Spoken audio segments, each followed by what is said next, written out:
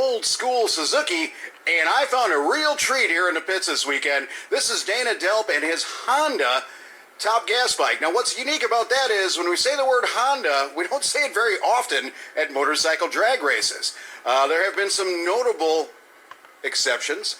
Byron Hines built a Honda Pro Stocker back in the day and actually rode it to some record-setting numbers. I worked with Kent Stotts in Pro Street to develop a Honda.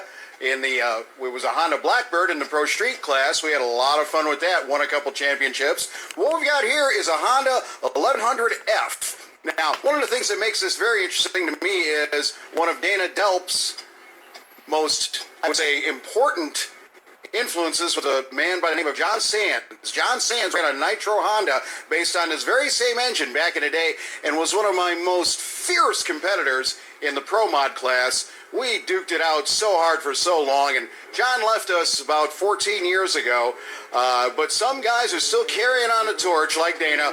So Dana, tell us a little bit about this Honda. This is an 1100F engine, am I correct?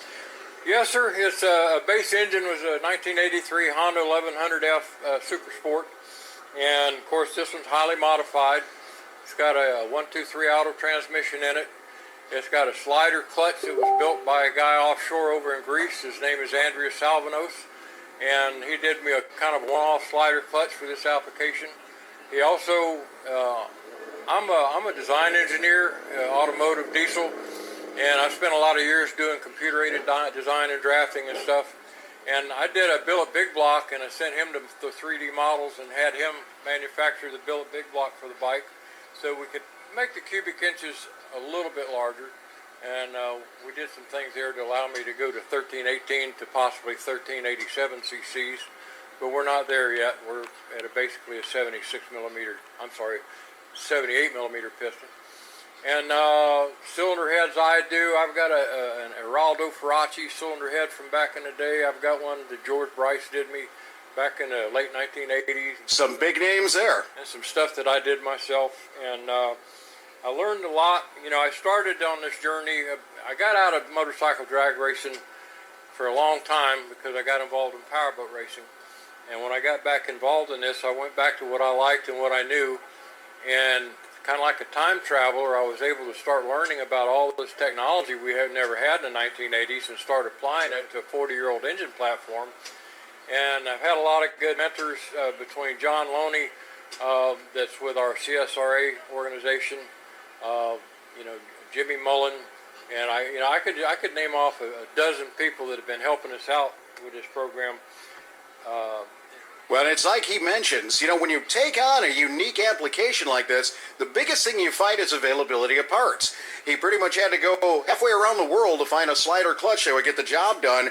So it's not like a Kawasaki or a Suzuki where you can basically go online and buy whatever you need, whatever you want, whatever day of the week. Here, it's a whole nother story as far as the development time and intensity it requires to bring something like this around. So as I understand, of course, now you're fighting the problem where it's just too quick. You're having to slow it down. Well, that's, I guess, that's something to really be complaining about. Right.